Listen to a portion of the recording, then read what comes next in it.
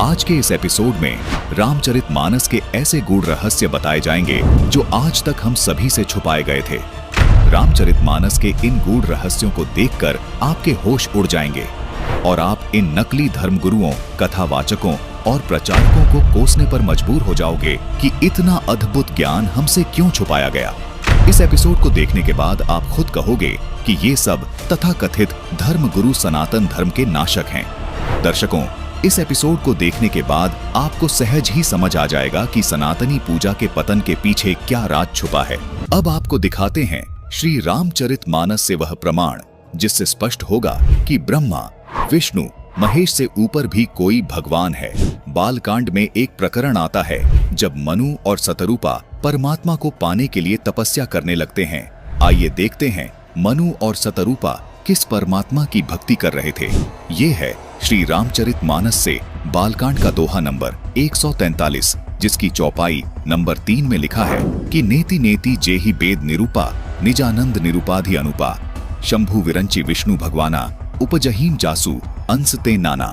जिन्हें वेद नेति नेति यानी यह भी नहीं कहकर निरूपण करते हैं, जो आनंद स्वरूप, उपाधि रहित और अनुपम हैं, एवं जिनके अंश से अनेकों शिव, ब्रह्मा और विष्णु भगवान प्रकट होते हैं। वेदों में जिसको पूर्ण परमात्मा बताया गया है, वो पूर्ण परमात्मा इतना समर्थ है कि ब्रह्मा, विष्णु और महेश उनके अंश से आत्म रूप में प्रकट हुए हैं। यहाँ स्पष्ट है कि ब्रह्मा, विष्णु और शिव पूर्ण परमात्मा नहीं हैं।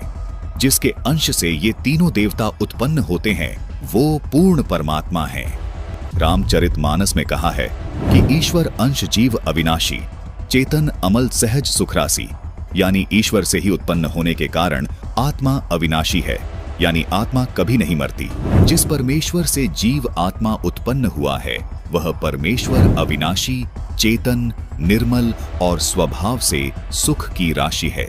लेकिन सब जीवों के शरीर नाश हो जाते हैं, जिसका समर्थन गीता अध्याय 15 श्लोक 16 भी करता है। आत्मा को अविनाशी इसीलिए कहा गया है क्योंकि आत्मा रूप में ब्रह्मा, विष्णु, महेश, दुर्गा व क्षर पुरुष यानी गीता ज्ञान दाता तथा सर्व प्राणियों की उत्पत्ति उसी पूर्ण परमात्मा ने की है।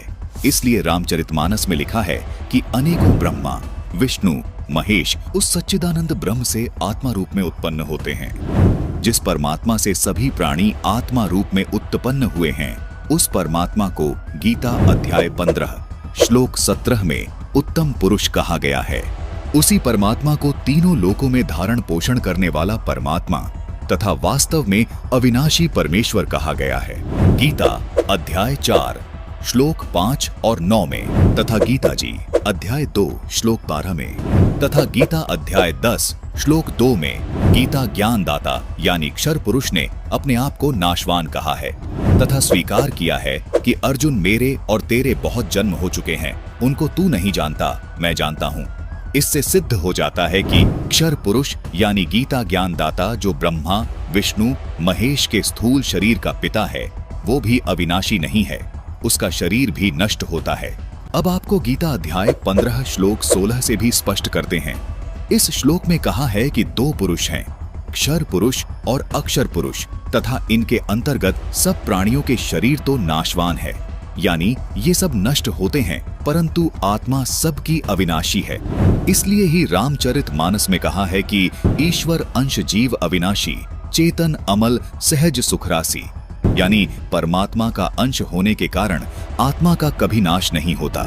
गीता अध्याय 15 श्लोक 17 में पूर्ण परमात्मा को उत्तम पुरुष और अविनाशी इसलिए कहा गया है क्योंकि उत्तम पुरुष यानी पूर्ण परमात्मा का शरीर भी अविनाशी है।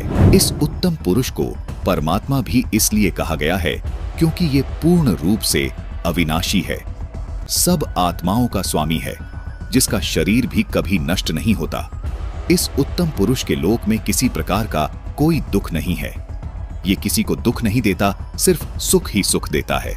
इसलिए इसी परमात्मा को रामचरितमानस में सुख की राशि भी कहा है। जिस गीता ज्ञान दाता काल के लोक में हम रह रहे हैं, इस लोक के मालिक को परमात्मा नहीं कहा जा सकता क्योंकि इस काल लोक में कोई सुखी नहीं है। इसलिए पूरी गीता जी में गीता ज्ञान दाता ने अपने को कहीं भी परमात्मा नहीं कहा। केवल उस उत्तम पुरुष को ही परमात्मा तथा अविनाशी परमेश्वर कहा है। दर्शकों, गीता जी में अन्य स्थानों पर जहां भी परमात्मा शब्द से संबोधन किया गया है, वो इसी उत्तम पुरुष अर्थात सच्चिदानंद घन ब्रह्म के विषय में बोला गया है। अर्थात पूर्ण परमात्मा का शरीर कभी नष्ट नहीं होता। इसीलिए इस श्लोक में लिखा है कि वो उत्तम पुरुष तो अन्य ही है जो वास्तव में अविनाशी है, उसी को परमात्मा कहा गया है। संत रामपाल जी महाराज सभी को आदि सनातनी भक्ति पर इसलिए दृढ़ कर रहे हैं ताकि हम सब आदि सनातनी भक्ति करके उस उत्तम पुरुष के अविनाशी लोक में चले जाएं, जहां जाने वाली सभी जीवात्माओं को भी अविनाशी शरीर प्राप्त होता है। अविनाशी शरीर होने के कारण उस शाश्वत लोक में पुनर्जन्म व मृत्यु नहीं होती, जहां जाने के बाद साधक लौटकर इस काल लोक में कभी वापस नहीं आते। इसी को पूर्ण मोक्ष कहा जाता है। गीता अध्याय 18 श्लोक 62 में गीता ज्ञानदाता इसी अविनाशी लोक की बात कर रहा है। यही वो शाश्वत यानी सदा रहने वाला स्थान सतलोक है। संपूर्ण जानकारी के लिए देखिए सनातनी पूजा के पतन की कहानी संत रामपाल जी महाराज की जुबानी भाग 3। स्पिरिचुअल लीडर संत रामपाल जी महाराज फेसबुक पेज पर